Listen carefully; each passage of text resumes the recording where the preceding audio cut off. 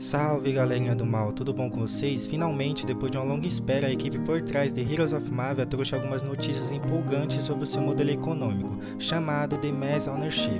E no Minuto GameFi de hoje vamos mergulhar fundo nesse assunto e também discutir outros tópicos interessantes, beleza? Simbora pro vídeo.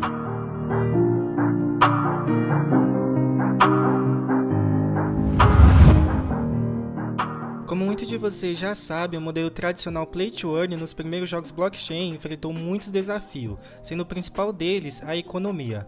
Resumidamente, muitos projetos simplesmente, abre aspas, pagavam os jogadores para jogar, o que parece incrível à primeira vista, mas a longo prazo isso se mostrou insustentável.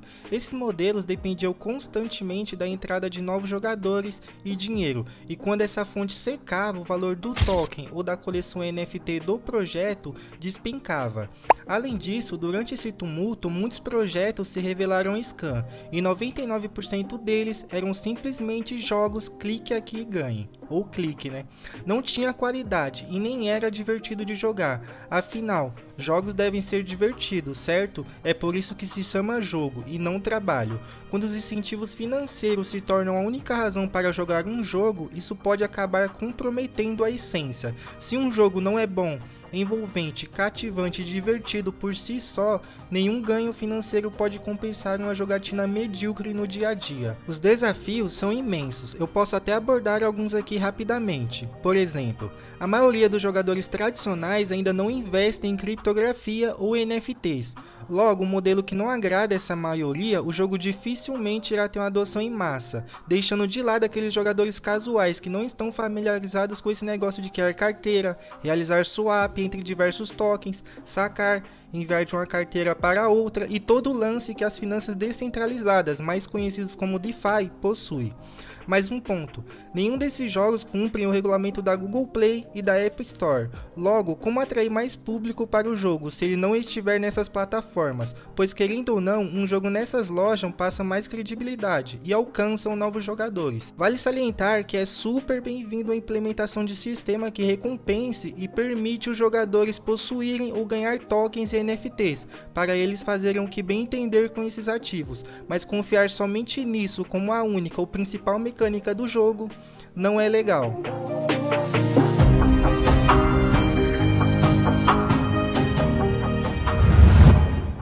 A desenvolvedora Squares Studio relatou todos esses desafios que mencionei anteriormente, e se você já está por dentro desse mundo louco que é o GameFi, deve compreender bem. E se você não está e é novo por aqui, não se esqueça de se inscrever no canal e ativar o sininho da notificação. E o motivo é claro, para não ficar de fora. A desenvolvedora afirma que vão resolver todos esses problemas através do seu modelo, Mass Ownership, que na tradução livre é mais ou menos algo como propriedade em massa. Essa abordagem visa encontrar um equilíbrio entre uma jogabilidade atraente, uma economia sólida e a integração com a Web 3.0, sem deixar de lado os jogadores tradicionais. Tá, beleza, mas do que trata esse modelo aqui? Ao invés da desenvolvedora recompensar os jogadores com criptomoeda, eles vão recompensar nós em Ruby e em itens NFTs conhecidos como itens lendários. Ruby ainda vai ser a moeda do jogo, e diferente do que foi mencionado anteriormente em meu outro vídeo, agora ela deixa de ser uma criptomoeda e vai ser uma moeda tradicional, assim como qualquer outro jogo. A melhor parte, todos podem ganhar Ruby, seja você jogador free to play ou não, porque não sei se vocês lembram, a ideia inicial do projeto era de que apenas os proprietários de terrenos NFTs conseguiriam Ruby, ao realizar um ataque com sucesso em uma base. Portanto, agora todos os jogadores podem ganhar Ruby, vencendo batalhas em eventos baseados nas sortes, desafios, conquistas, eventos especiais como torneios ou vendendo itens lendários. Então, qual que é o negócio com o Ruby aqui?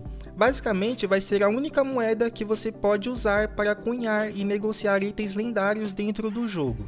Esses itens lendários vão englobar todas as skins e variações de cores para suas construções, heróis, tropas, estátuas, decorações da base e até mesmo os consumíveis únicos, chamados de consumíveis lendários. E adivinha? Todos os itens lendários são NFTs e com supply limitado, variando conforme a raridade do item, cada um com seu endereço na blockchain e de propriedade dos jogadores para fazerem o que bem entender. Mas como eu ganho esse tal de item lendário? Bem, você pode cunhar esse item usando o Ruby. Todo o Ruby gasto vai ser queimado e o item vai para a sua carteira Mavia, sem custódia, que vai ser criado de certa forma despercebida ao vincular sua conta Google, Apple no jogo. Agora você pode estar se perguntando, como funciona a negociação dentro do jogo? Para se alinhar com as diretrizes das lojas de aplicativo iOS e Google, foi estabelecido um sistema de mercado em duas dimensões, interno e externo. Logo, você vai conseguir negociar itens lendários por Ruby diretamente no jogo, pelo mercado Ruby, sendo cobrada uma pequena taxa comercial na moeda em cada item negociado e queimado logo em seguida, para trazer um certo equilíbrio em sua circulação. Outra moeda que vai ser cobrada durante a negociação vai ser Safira, mais adiante eu explico melhor, ok? Ressaltando mais uma vez, Ruby não é uma criptomoeda e todos os itens lendários negociados com ela são on-chain, ou seja, vão estar na blockchain, são NFTs, mas não vão custar taxas de gás para os jogadores, deixando as negociações mais tranquilas e simples, com isso quebrando a barreira para os jogadores que não estão acostumados com a blockchain, com o lance de criar carteira, realizar swap entre tokens e tudo mais. Legal, né? Muitos jogadores vão estar interagindo com NFTs potencialmente valiosos mesmo sem perceber. Do lado de fora do jogo, conforme seu interesse, você pode comprar, vender e negociar seus itens lendários no próprio mercado externo de Heroes of Mavia, que provavelmente deve ser chamado Mavia NFT, ou em qualquer mercado NFT de seu interesse, por Ethereum, criptomoeda, moeda fiduciária, seja lá o que for. Os dois mercados, querendo ou não, oferecem benefícios e servem como uma porta de entrada para o mundo das criptomoedas. Para a desenvolvedora, com esse modelo eles corrigiram um problema frequente de manipulação de preços, pois Ruby é ganho pelos jogadores e só tem valor dentro do jogo, e como os itens lendários não são vendidos para os jogadores e sim obtidos com seu esforço jogando, isso faz com que os jogadores tenham controle total sobre os preços de Ruby, de todos os itens NFTs. Logo, não tem que se preocupar com manipulação de mercado ou queda no preço, já que o Ruby em si não tem valor monetário direto. Em vez disso, os NFTs que carregam o valor, que vai depender da demanda de outros jogadores para adquirir esses itens para seu uso em game. Um adendo, você até pode sofrer com manipulação de preço, caso venda o seu ativo em um mercado NFT por um token que oscila muito, exceto se vender por um token que tem paridade com o dólar, por exemplo, que sofre menos oscilações.